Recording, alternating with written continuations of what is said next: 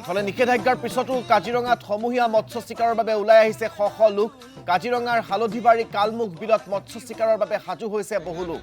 পৰিস্থিতি নিয়ন্ত্ৰণ কৰিবলৈ মোতায়েন কৰা হৈছে বন বিভাগ আৰু আৰক্ষী অৰ্ধসামৰিক বাহিনীৰ জোৱানক।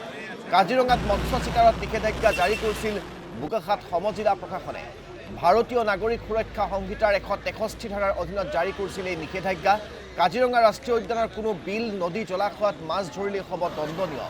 প্ৰশাসনৰ নিষেধাজ্ঞাৰ পিছতো মৎস্য চিকাৰৰ বাবে সমবেত হৈছে বহু লোক আৰু তেওঁলোকক এই মৎস্য চিকাৰত বাধা প্ৰদান কৰিবৰ বাবে আৰক্ষী বনকৰ্মীক ইতিমধ্যে তাত নিয়োজিত কৰা হৈছে।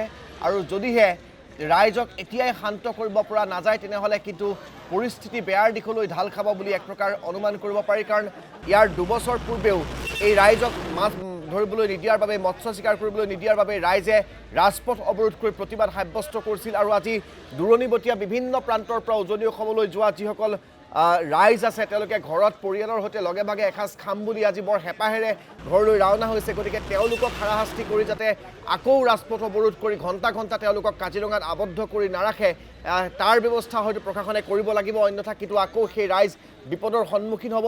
কাৰণ ৰাইজে আকৌ যদি মাছ ধৰিবলৈ নাপায় তেনেহ'লে প্ৰতিবাদ কৰিব, ৰাইজে হুলস্থুলীয়া পৰিৱেশৰ সৃষ্টি কৰিব, ঘাইপথ অৱৰোধ কৰিব, যান বাহনৰ চলাচল বন্ধ হ'ব। গতিকে নিষেধাজ্ঞাৰ পিছতো ৰাইজে কোনো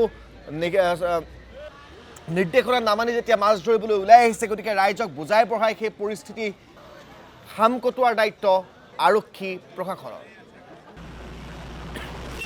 আমাক এই সন্দৰ্ভত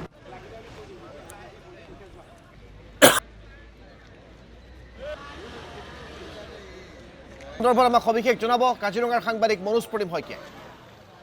হয়, আজি মাঘৰ উৰুকা আৰু এই মুহূৰ্তত আমি কাজিৰঙাৰ পৰা প্ৰতিনিধি টাইমৰ সমূহ দৰ্শকক মাঘ বিহুৰ শুভেচ্ছা জ্ঞাপন কৰিছোঁ। আৰু এই মুহূৰ্তৰ পৰিৱেশ আমি দেখুৱাবলৈ ভিডিঅ' জাৰ্নেলিষ্ট স্বৰাজ হাজৰিকাক মই অনুৰোধ জনাইছোঁ। আচলতে নিষেধাজ্ঞাৰ পাছতো কাজিৰঙাত ইতিমধ্যে ওলাই আহিছে সমূহীয়া মৎস্য চিকাৰৰ বাবে ওলাই আহিছে শ শ লোক এই মুহূৰ্তত ওলাই অহা পৰিলক্ষিত হৈছে। ইতিমধ্যে বোকাখাত যি সমজিলা প্ৰশাসন, সেই সমজিলা প্ৰশাসনে ইতিমধ্যে 163 ধাৰা জাৰি কৰিছে। কিন্তু তাৰ পাছতো ইয়াৰ যিসকল লোক, সেই লোকসকল পুৱাৰ পৰা ইয়াত আহি ভিৰ কৰা পৰিলক্ষিত হৈছে, যাৰ বাবে এই মুহূৰ্তত বন বিভাগ, অৰ্ধসামৰিক আৰু আৰক্ষী বিভাগ ইতিমধ্যে সাজু কৰি ৰখা হৈছে। কোনো কাৰণতে যাতে উদ্যানৰ বিল জলাশয়ত মাছ মাৰিবলৈ দিয়া নহ'ব তাৰ বাবে এই মুহূৰ্তত সকলো এক প্ৰকাৰ বদ্ধপৰিকৰ হৈছে। আমাৰ হয়তো ছাৰ আছে, আমি ছাৰ আপোনাৰ ওচৰলৈ আহিছোঁ। ইতিমধ্যে নিষেধাজ্ঞা জাৰি কৰা হৈছে, তাৰ পাছতো এতিয়া দেখা পোৱা গৈছে যে ইয়াৰ যিসকল দাঁতিকাষৰীয়া লোক, শ শ লোক মৎস্য চিকাৰৰ বাবে পৰম্পৰা ৰক্ষা কৰিবৰ বাবে তেওঁলোক ওলাই আহিছে। কেনেধৰণৰ ব্যৱস্থা লৈছে? আপোনালোকে ঠিক কোৱাৰ দৰে পৰম্পৰা ৰক্ষা কৰাৰ কাৰণে এইবিলাক শ শ মানুহ ওলাই আহিছে এটা কমিউনিটি ফিচিং পাৰপাজত লৈ। কিন্তু ৱাইল্ড লাইফ প্ৰটেকশ্যন এক্ট 1972ৰ যিটো প্ৰভিজন আছে, ইয়াত যিকোনো নেশ্যনেল পাৰ্ক এৰিয়াত যিটো এণ্ট্ৰি হয় এইটো ইলিগেল এণ্ট্ৰি হয়। আৰু একৰ্ডিংলি আমাৰ ডিষ্ট্ৰিক্ট এডমিনিষ্ট্ৰেশ্যনৰ ফালৰ পৰা অলৰেডি প্ৰহিবিটৰী অৰ্ডাৰ এটা জাৰি কৰা হৈছে। আৰু ইয়াত ইলিগেল এণ্ট্ৰি যিকোনো পাৰপাজতে আজিৰ দিনটোত বা কাইলৈ আৰু পৰহিলৈ ইয়াত বেন কৰা হৈছে। গতিকে এতিয়া আমি প্ৰশাসনৰ ফালৰ পৰা আমি ইয়াতে উপস্থিত আছোঁ। আমাৰ পুলিচৰ ফালৰ পৰাও মানুহ আছে আৰু আপোনাৰ ফৰেষ্টৰ অফিচিয়েলছ আছে। গতিকে আমি সদ্যহতে যিমান পাৰি আমি মানে ইয়াতে এণ্ট্ৰিটো আমি কোনো কাৰণতে এলাউ নকৰোঁ। যিটো আমাৰ wild life protection actor provision আছে সেইটোৱে ইয়াতে ৰক্ষা কৰিবৰ কাৰণে চেষ্টা কৰা হ'ব। বহু লোক কিন্তু এই মুহূৰ্তত দেখা পোৱা গৈছে ইয়াত আহি উপস্থিত হৈছে পুৱাৰে পৰা। নাই, আমি তেওঁলোকক অলৰেডি বুজাইছোঁ। মানে য়েছ, এইটো ট্ৰেডিশ্যন আছিলে বা ট্ৰেডিশ্যন হয়, কিন্তু যিটো আমাৰ কাজিৰঙাৰ জৈৱ বৈচিত্ৰ্য সংৰক্ষণৰ যিটো ইছ্যু আছে, কাজিৰঙাটো আমাৰ সম্পদ হয়। গতিকে ইয়াৰ যিটো জৈৱ বৈচিত্ৰ্য, মাছেই হওক বা যিকোনো বন্য প্ৰাণীয়েই হওক, গোটেইখিনি সংৰক্ষণ কৰাটো আমাৰ দায়িত্ব আৰু কৰ্তব্য। আশা কৰিছোঁ মানুহখিনিও আমাক সহায় সহযোগ কৰিব। তেওঁলোকে দেখা পোৱা গৈছে যে বন্য জীৱকুল বা গড়কে ধৰি বিভিন্ন জীৱকুল দেখা গৈছে বিলৰ কাষতে। এইখিনিতো আমি এতিয়া যিখিনি জেগাত থিয় হৈ আছোঁ এইখিনিতো এনিমেল কৰিডৰে হয়। আৰু ইণ্টাৰেষ্টিংলি এই যিটো ৰাস্তা হয়, এই ৰাস্তাটো কাজিৰঙা নেশ্যনেল পাৰ্কৰ ওচৰতে হয় ন, নেশ্যনেল পাৰ্কৰ ভিতৰতে হয়। গতিকে দেখা যাওক, আপোনালোকেও সহায় সহযোগ কৰক আমাক গোটেইখিনি পিচফুলি মেইনটেইন কৰাৰ কাৰণে। আমি প্ৰশাসনৰ ফালৰ পৰা আহিছোঁ। আমাৰ ল এণ্ড অৰ্ডাৰ ডিউটি ডিটেইল কৰিছে ইয়াতে। আৰু বছৰে বছৰে দেখা যায় আজিৰ দিনটোত বিশেষকৈ স্থানীয় যিখিনি মানুহ আছে, পৰম্পৰাগত যিটো মৎস্য যিটো মানে চিকাৰৰ যিটো উদ্দেশ্য, তেনেকুৱা এটা উদ্দেশ্য আগত লৈ কাজিৰঙাত মানে কি হয় প্ৰৱেশ কৰে। আৰু যিটো আমাৰ DFO আছে, DFO এইবাৰ আমাৰ এডমিনিষ্ট্ৰেশ্যনক জনাইছিলে যে একচুৱেলি 13, 14, 15 আৰু এই মাঘ বিহুৰ যিটো সমাগত সময়, উৰুকাৰ সময়, এই দিনটোত মানে কি হয় মানুহে ইয়াতে প্ৰৱেশ কৰিবলৈ চেষ্টা কৰে আৰু তাতে মাছ মাৰিবৰ কাৰণে চেষ্টা কৰে।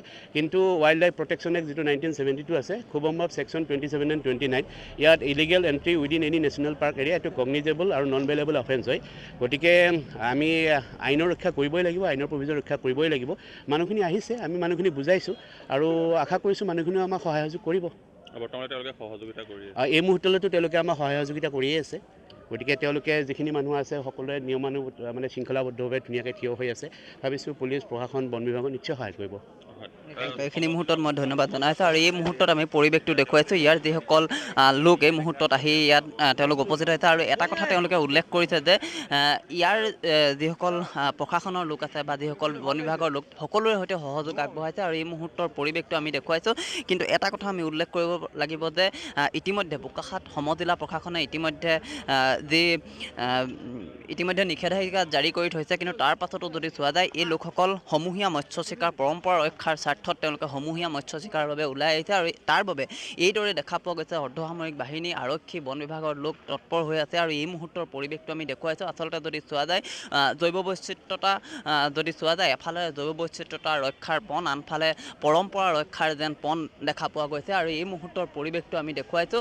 এটা কথা আমি উল্লেখ কৰিব লাগিব যে কাজিৰঙাত পূৰ্বৰ পৰম্পৰা ৰক্ষা কৰি এফালে যিসকল দাঁতিকাষৰীয়া লোক সেই লোকসকলে মৎস্য চিকাৰৰ বাবে ওলাই আহিছে, আনফালে বন বিভাগ আৰু আৰক্ষী ইতিমধ্যে বদ্ধপৰিকৰ, কোনো কাৰণতে যাতে বন আইন ধ্বংস নহয় তাৰ বাবে এক প্ৰকাৰ বদ্ধপৰিকৰ হৈ পৰিছে আৰু এই মুহূৰ্তত আমি কাজিৰঙা কাজিৰঙাৰ পৰা পৰিৱেশ আমি আপোনালোকক মনোজ পৰিম শইকীয়াৰ জৰিয়তে দেখুৱাইছোঁ। কাজিৰঙাত এয়া উৰুকাৰ দিনা সমূহীয়া মৎস্য চিকাৰৰ বাবে নিষেধাজ্ঞা স্বত্তেও ৰাইজ ওলাই আহিছে আৰু তেওঁলোকক সেই মৎস্য চিকাৰত বাধা প্ৰদান কৰিবৰ বাবে আৰক্ষী প্ৰশাসন ইতিমধ্যে সাজু হৈছে। তেওঁলোকক কোনো কাৰণত যাতে মৎস্য চিকাৰ কৰিব নোৱাৰে তাৰ বাবে আৰক্ষী প্ৰশাসনে বাধা প্ৰদান কৰিবলৈ সাজু হৈছে, বন বিভাগ সাজু হৈছে।